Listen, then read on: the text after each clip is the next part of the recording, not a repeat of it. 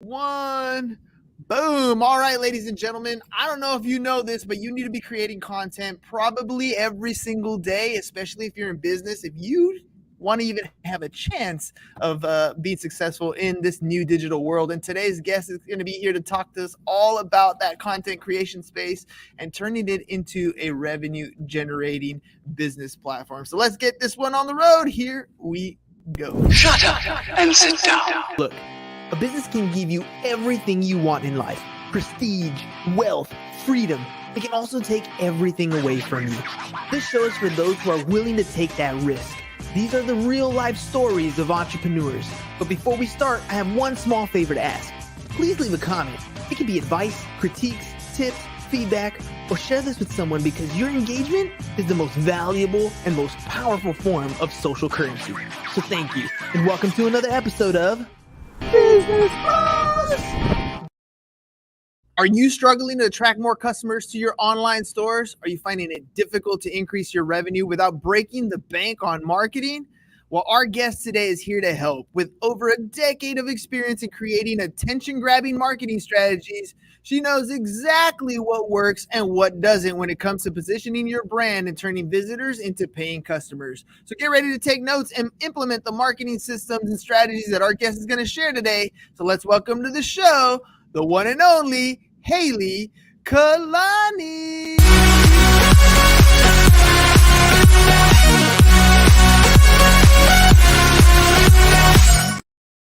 All right, Haylee, welcome to the show. Thank you. My goodness. I'm like pumped after that intro. I'm like, sweet, ready to go. I love it. That's what I'm talking about. Look, we are all about creating some fun content. I got a bunch of questions I want to ask you, but first and foremost, you happen to be stumbling upon our show right after ChatGPT 4 was released, or at least the beta version out there. And these are like some amazing, exciting times, especially when it comes to creating content. So before I even get into any of the other questions, what's your opinion on content creation in AI? I absolutely love it. First of all, I've been using ChatGPT ever since it came out to make my life easier with content. There's also a lot of ways to creatively use ChatGPT and AI in general to help bring out the creativity that we already have.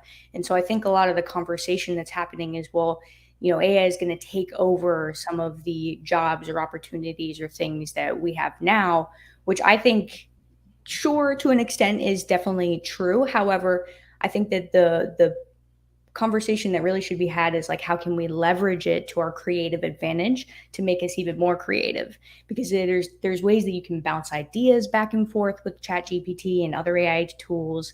And then beyond the simple, conversational aspect or the researching aspect of AI, there's going to be literal video creations where you can just type in what you want the video to look like and it'll spit out that video. So especially for things like e-commerce, like that's going to be huge.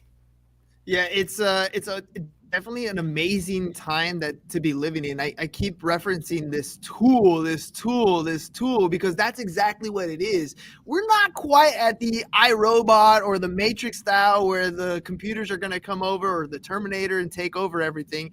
Maybe in the future we're not there yet. Skynet is not fully operational, but it is definitely a tool that we can use right now. So you are in the e-commerce space. What are some common mistakes that you see e-commerce businesses making when it comes to their marketing efforts? I mean, I see it on TikTok all the time. Make $5,000 a day, $1,000 a week, whatever you want to talk about. And it's all talk until it comes down to the marketing effort. So what are the mistakes that people are making in that space?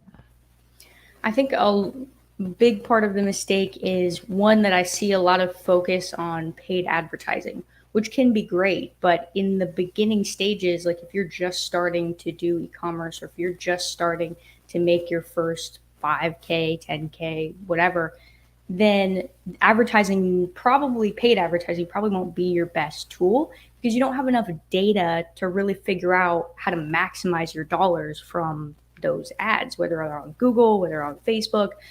It doesn't matter where that paid ad is, but if you can have organic content first, and you can have a lot of data points from what's working really well, what people aren't really attracted to, what types of keywords and phrases that people are really resonating with, then you can put that into your advertising and it will make it 10 times better. Your conversion rates are going to be a lot higher than they would be before without having that data set or the knowledge of the creative that goes behind the advertisement.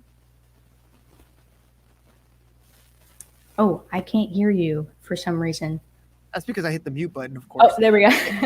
That's a Zoom technique right there, right? You start talking like a Muppet, no problem.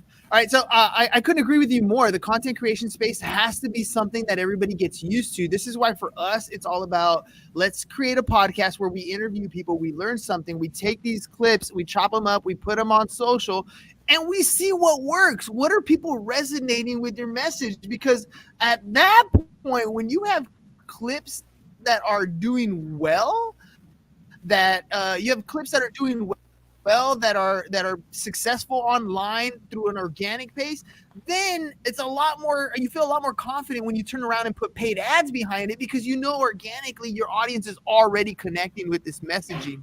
So how do you recommend that e-commerce businesses attract more customers without spending that ad spend, maybe other strategies that they can use on the organic side so that they're not blowing all their marketing revenue right off the bat on ad spend, especially when they don't know which content pieces are going to do well?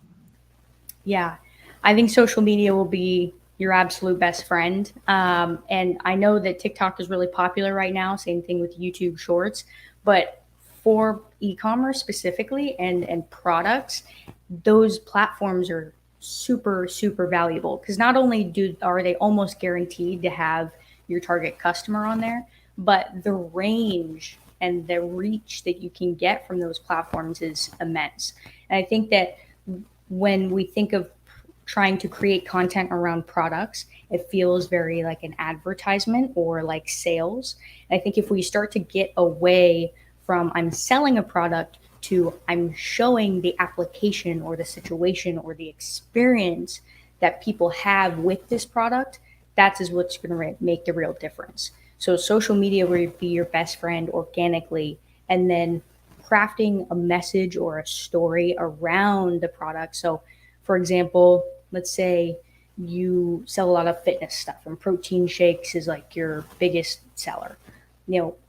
Protein shakes by itself, if you're going to make a piece of content about it and you're just showing what it is and what it looks like and what it tastes like, that is a piece of content. And I think that that's probably something you should put in the mix, right? But the 90% of your content that you're putting out should be, a story around the protein shake, in a sense. Is like, this is what my morning routine to go to the gym looks like. And then part of that is you putting your protein shake in the bag, go and do your workout. And then after your workout, cracking that baby open, chugging it, and be like, oh, this is my favorite flavor.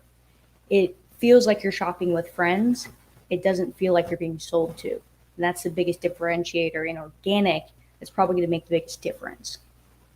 I think we also, when it comes to content watching, we want to see people being people, right? We don't really want to see people selling to other people. We want to see that whole interaction. I think that's why a lot of times when we look at content online and it's super raw, it's filmed on a phone, it's shaky, it's just walking through whatever we're doing in our day, those types of content pieces tend to do really well, especially on places like TikTok, where you turn around and have affiliate links or whatever it is that you're selling, and they do better than the I don't know, the one that you kind of pay a videographer to come over and script it all out. Because of that organic feel to it, people just want to kind of resonate with them.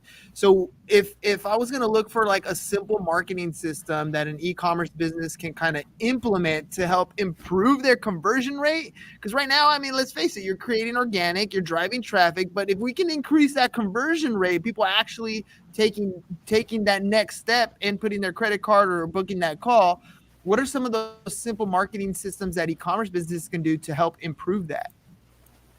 Yeah, I think it depends first on where the conversion is, right? And looking where the weak link might be, because you might be converting a lot of the attention from social media and getting a lot of clicks and traffic to your website or your sales page or your landing page. And that may be great. And then you look at the metrics on that end, on your landing page and sales page, and it's like really low. And so figuring out where that issue or that challenge or the hurdle lies first is really important. And it might be vice versa, right? Maybe when people do get to your website, they're converting like that. But for whatever reason, you're not getting a whole lot of traffic there. So first figuring out, okay, which conversion do I need to focus on? I think for the most part, especially with people who are in e-commerce and that are younger, for whatever reason, naturally, because we've been using this technology for longer, we're more used to being able to create content that's pretty engaging. So I would imagine that people who are doing e-commerce more so have a struggle on the sales page side or the landing page side. And that's really going to come down to a few things, but a few systems or tools or strategies that you can use on that end is definitely going to be your sales page copy. And the first thing I think of is we want to be as detailed as possible without saying the same thing over and over again. So if we continue with the protein strategy or protein shake example, we can of course give the product description, but then if you can spell out or paint a picture of the applications used for the protein shake, kind of like you did in your content, in your sales copy, that's going to increase your conversion rates for sure. And then on the creative side, looking at your product images and then also potentially your product videos, similarly creating the experience of making those things into pieces of content. So not just a picture of the protein shake, maybe that's one of them in the carousel of 10 pictures, but the other few pictures are somebody at the gym, somebody with the protein shake on their desk because they're having it for lunch at work, somebody who's going on, is sweaty from their walk and they're with their kids and they brought this as their adult snack, right? Whatever applications that the product could be used in, use those in the pictures so that people can visually see themselves using it. And if you can throw a video in there doing that same thing, that will absolutely help boost your conversion rates. Another thing that just popped into my mind is the offer itself, right? Like if you have a really good offer, whether it's a discount or if it's a bundle or whatever, where you get buy this, you also get this, that can be really useful too, and just kind of sealing the deal. And I kind of wanted to piggyback off what you were saying earlier about tracking the numbers, whether you're getting traffic or whether you're getting a good conversion rate. Oftentimes you got to be able to see that data. So a system that you can utilize is something like what I use Go High Level. We can create our own landing pages all the time. You can literally see where the traffic is coming from. And if you know that, what we call it is a leak analysis, right? Where's the hole in your process? Is it in the attracting attention part? Is it at the landing page part? Is it is it at your thank you page? Where are your customers falling off? And then that way you can focus that attention, like you were saying, on the creative to help adjust that flow at that point. When it comes to feeling balanced as a creator, there's both the attention grabbing, but there's also the information, right? I want to make sure I grab your attention, but I also want to make sure I give you some information so that customers can actually make an informed decision. How do you balance between the two? How do you is it like, do I spend most of my time doing a lot of attention grabbing, or do I spend a lot of time doing informative? Or is there like a nice little blend of the two? Mm-hmm. Yeah, I definitely believe that there's a blend of the two. I think that with each person and with each business, naturally you gravitate towards one side. I tend to be, even though I'm very creative and I help people with their creativity create creative content, I tend to be more informative. I tend to lean into that side. And so for me, if I know that, kind of like what we're talking about with the leaky bucket, where is that hole coming from? Same thing with the skills that you naturally gravitate towards. What am I not really focusing so much on that I could be practicing more? And so your balance may actually look more unequal to somebody else's balance, right? But finding out what that balance looks like for you, and then practicing both a lot, but especially practicing the one that you may not be as skilled in or as naturally talented in as some other random person. So I think that with attention versus information, 9 times out of 10, we know what that information is going to be. And so for me, outlining what the video is going to look like, or outlining what the article or the post or the sales copy should look like, and there's more frameworks for attention and keeping attention. I believe that if you just use those frameworks, the attention side of the equation is taken care of. And you can just focus on plugging in the vital information. So with attention, with videos, you know, that first 3 seconds, right? How can we make that something that's super valuable? How can we spell out that problem or the topic that we're talking about right in that first seconds or the first sentence? And then there's other attention grabbing and retaining techniques like cutting every couple of seconds, having captions right at the front, having other videos or B roll or images kind of overlaid, having something in the foreground, middle ground, background. So there's things like that too that hold attention. And I think that that's more of a framework. And if you can just plug that into your editing, you've got the attention part good. And then for the information, you just want to make sure that the type of information that you're giving is something that actually is beneficial to the listener or the viewer or the consumer of the written content. So if we're talking about protein shakes again, they don't necessarily need to know like a ton about the flavor if it's just chocolate, right? So we would talk more about the information of, if you're really selling it to big bodybuilders, how much protein is in it, right? Compared to what other foods or what other things or how much time it'll save you other than meal prepping. So that's the type of information you want to plug into your content rather than just like the specs of the product. All right, and I love the fact that you kind of went to the framework thing, right? And you mentioned two things there. One was not everybody has this, or everybody has a natural talent, but I also feel like that presence and who you are will develop over time on social media, especially if you start creating content on a regular basis. You'll find your voice, you'll find your messaging, you'll find your cadence, your rhythm, all that cool stuff as you start creating more and more content. But the other side of that is the frameworks. You don't have to reinvent the wheel. Literally, we talked about this at the very beginning. You have tools like ChatGPT to lay out a great framework for you to kind of go off of. And you don't have to memorize or use the script word for word, but it gives you a good idea as to what you're going to say, how you're going to say it, and then it's up to you to practice actually creating the content. I'll give you an example. I literally have questions that I use ChatGPT to create for this interview. Doesn't mean I got to read them word for word, but it gives me an outline of what I can talk about with somebody who's a content creator. And at the same time, I get to add my own 2 cents like I'm doing now. Again, the framework is there to help you out. I love how you emphasize that. So let's talk social media platforms, for example. Speaking of frameworks, every platform is a little bit different. I'm not going to do the same thing on TikTok and expect the same success as if I did it on LinkedIn. There are crossovers, obviously. There are things that are important for both. But do you have any specific strategies or recommendations when utilizing different platforms so that we can do it effectively? Mm-hmm. Yeah, the best strategy I can think of is more of like a practice or a tool to just research, which is watch or consume a ton of content on that platform. And when I say like a ton of content, I mean like popular content, stuff in your niche that is doing really, really well. And I mean, on TikTok, like if you watch enough of them, they'll just keep coming up on your feed, right? So it depends on the platform, but whatever one you think your audience is on, which is definitely important, watch as much content as you possibly can and see in the comments too. Like go in the comments, see what people are commenting on about the video. What did they like about it?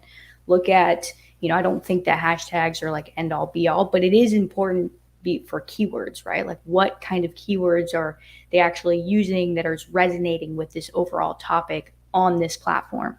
So in general, just consuming a lot of the content on there. Now, this is kind of tricky, right? Because we can get sucked in and it starts being less about research, more about just having fun. And you're like, oh shit, it's been 2 hours and I've scrolled through a bunch of TikToks and now what I originally searched is not what I'm watching anymore. So I think if you can give yourself maybe a time limit, right? Do it for a week, get that research in, and then like write that shit down.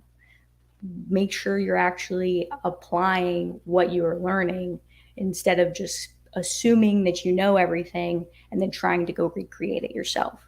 Write down the things that stood out to you most, write down the things that are most popular, and write down creators you like a lot and continue following them and continue watching their content, because that will, I think, the process of subtle imitation helps bring out more of the creativity and application in your own service or in your own products or whatever you're selling. I love that you said that. Subtle imitation, right? In school, we called that copying or we called it plagiarism, right? And it's funny because I really emphasize that with my students. They're about to graduate, and we're literally doing like presentations on different AI softwares to make their life easier. And a lot of them have this mentality of I can use it to cheat on my essay, I can use it to cheat on this homework. And eventually, what I want them to get across is it's not cheating. You're taking a different approach to creating new content, right? In real life, when you're talking about your strategy, what you just said right now is look at people who are already doing it successfully. Why would you want to reinvent the wheel? Why not just look at people who are already successful, take their framework, right? And then make it your own along the same lines so that you can create content that you know is already successful. You don't have to reinvent the wheel. This is why we had books at the very beginning of the information age, because we wanted to transfer knowledge so that you could use that knowledge and implement it yourself. It's not copying, it's learning and implementing. And I love that kind of distinction. I'm going to be using that subtle what do you call it, imitation, because that's really, really what it is. So how do you determine then which marketing channels are the most effective for your business to measure success? Like, I don't want to start creating a product or service on TikTok when it would be more effective on LinkedIn or Facebook or vice versa. How am I going to pick the right platform? Yeah, the first thing is to make sure that the person who's buying from you most often is on that platform in excess. Like they're the main person using that platform. So for me, because I'm a marketing coach and I work with a lot of different size businesses and marketing teams, that's going to be LinkedIn. I know that there's business owners. I know that there's CEOs. I know that there's CMOs. I know that there's teams and other entrepreneurs there. And although I could be on TikTok, and I have made videos on TikTok, my primary audience that pays me money over and over again is not necessarily there. And so that's one part of it, making sure that the person who buys from you is in excess on that on that platform. The other thing too, I really think is important is the platform that you also feel most excited to post on.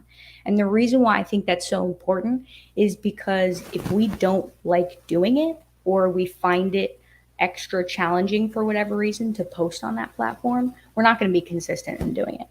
Like, I love consuming TikToks. It's not my favorite platform to create on for whatever reason. I don't even really know why, but I found myself not really doing it.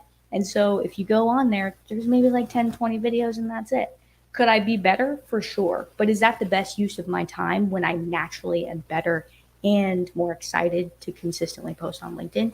Yeah, got thousands of pieces of content on LinkedIn. And so that's going to benefit me a lot more. The other side of this is, right, like metrics. So if you have a way to track where the traffic is coming from, as we were talking before, if you cast a wide net and you start posting, let's say, one piece of content on every single platform, you've got the YouTube, you've got the Instagram, you've got the TikTok, you got the LinkedIn, and you just try all of them if you have the capacity to do that, because that is a lot, and then just see which one is responding best. So if Instagram is not responding that well, then you don't have to really do that one. You can take that one out of the system of the funnel. Same thing with any other platform. Just try it out. See where the traffic is most resonating, the people are most excited to consume, you're getting the most engagement and feedback from, and continue doubling down on those platforms, and then get rid of the ones that you're not really stoked about, ones that aren't resonating, and ones that don't really have your target audience. Yeah, that target audience is always hard to find. You almost always assume that it's where you are, and it's not always the case. And I like how you kind of explained that difference, right? I consume TikToks doesn't mean I like to create TikToks, and kind of paying attention to your data. Where are people actually connecting with you? Because that does make a huge difference. What about the sales copy? Is part of creating good landing pages is having good sales copy that'll convert the visitors into paying customers. What are some of your strategies that you're using today to make some good sales copy? And I know we kind of mentioned it a little bit on the conversion side, but is there anything that kind of helps increase conversions on these landing pages versus other types of copy? Yeah. The more informed and understood somebody can feel, the more likely they are to buy. And you can't really make somebody feel super understood or super informed with copy that is kind of short and to the point. Like, we can say, hey, this is a protein shake. You want to buy one? You can use them after the gym. Like, that's one way to do it. But if you go into in depth about all the different things you're able to do with this product, all of the ways that this is going to make your life easier, it's going to save you time, it's going to save you money, it's going to make your relationships better if you can tie it to that. Like, if you can paint that picture in as much detail as possible, that is the most important part, I think, of sales copy. And then the other part is kind of, as we've been talking about, framework, right? So that first few sentences, not only do they have to be really relevant to the product that you're selling, but also they have to grab and hold attention. So with services, I think it's a little bit easier because, if you have a service page and you're selling a course or something, then, or I guess that is more of a product, but if you're selling like a consultation or something, you can have like 7 days to a fit body, right? Whatever that looks like, then you can have that headline. With products, it's a little bit different, but you can still use that same framework of, save 2 hours a week, no more meal prepping, you've got protein shakes. So that's going to get somebody's attention. They automatically know what it is. They automatically know what the outcome that they're getting is, which is saving time. And then you reinforce that headline over and over and over again in different situations or applications or experiences. And if you are able to do that for as much as possible without being like annoying, they will feel like they are informed and they will feel understood too. Because they're like, man, yeah, it takes so long to cook 20 chickens for the week. Like, I don't want to do that anymore. I just want my protein shake. And then they click buy and they're all good to go. Another thing too is it's not necessarily on the sales page, but after the sale. If you can send them something immediately, whether it's another email or a video or a little coupon, something right after the sale that is of value, or like even just a thank you, the conversion rate on then coming back to buy again is way higher. And within the first 24, 48 hours, probably less for products, after they buy, they're deciding whether they want to buy again or not. So if you can reinforce, hey, you just made the best purchase of your life, they'll come back more often. Let me ask you about branding, because I mean, we are big on it. I hear a lot more about how it's kind of where the future is going to be at, especially with AI kind of giving you the answer, less search queries. So do you recommend that an e-commerce business create a unique brand identity to kind of stand out and hit their target audience? Yeah, I think any brand identity is almost always more beneficial than none. I think with e-commerce, it can be challenging, right? Because you're just selling a product. So why would somebody be the face of that brand if I'm just selling, whether it's niche products, like you're selling lawn equipment, or whether you're selling fitness equipment, or if you're selling the whole gamut, right? Like you're selling a bunch of stuff and you're basically like a miniature Amazon. I think that that's harder if you don't have a brand, because then you're competing with every single other digital store out there. And so if you can create a unique proposition around yourself, You're like, hey, these are the products I would die for and I live by, and I would just recommend to friends and family and everybody that I ever meet because I love them to death. And you can build a brand around you and your life, and those products just happen to be part of your life. That's really beneficial.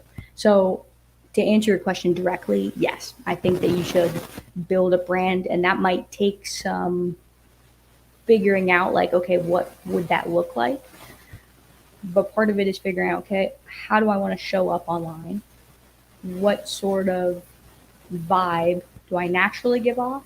And how can I enhance that to be more relevant and prevalent on social media?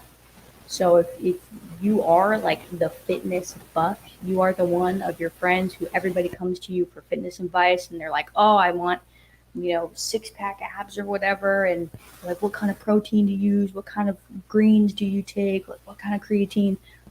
That is your brand. You are the fitness dude. And so if you can enhance that, whatever you are in real life, into your content, you're natural, and you just do that consistently, and you show up over and over and over again, that will become your brand without forcing it to be. I love that. What kind of vibe do I give off? I got to ask that question a little more often. Haylee, thank you very much for coming on the program today. You shared a lot of great information, branding, creating content at scale. Where am I going to put it at? All these are great topics that we talked about today. If people want to reach out, they want to learn more about what it is you do, how can they do that? Yeah, you can reach out to me on LinkedIn at Haylee Kalani MCD. Yep. And I put a lot of content on there. So whether you do reach out to me or you just wait a little bit, you can find out more about what I do. I post a lot of marketing content, tips, strategies, advice. You can just DM me on there. You can also email me or go to my website. There's options to chat with me there. And on my website, there's a phone number at the bottom. You can literally text me. So if you have questions, if you're just like, hey, I'm thinking about starting XYZ, or I'm having a creative block, whatever that might be, DM me, text me, email me. Oh, you're on mute again, I think. That's 2 times in one episode. Man, really great. All right, so ladies and gents, that's what it takes. You're going to start building a business, whether it's e-commerce or anything otherwise. You need to start creating content and putting your message out there. How do you get in front of more people, tell them what it is you do? You start creating content. Haylee, thank you very much for coming on the show. Ladies and gentlemen, her website scrolling across the bottom, H Kalani Consulting, H for Haylee, by the way, hkalaniconsulting.com. Make sure you guys check her out. And if you guys have any questions, reach out. At the very least, it's always talking to somebody who's already in that space, because you never know whether you're going to connect, jive, or not. To start with the communication and go from there. Haylee, thank you very much for being on the show. Ladies and gentlemen, we'll catch you guys on the next one. Peace. And we're out. It's over. Go home. Is your business in need of marketing? Try starting a podcast, but not just any podcast. Podcast like a pro. We can show you how to take your business from being invisible to becoming a brand people trust. Go to www.businessbros.biz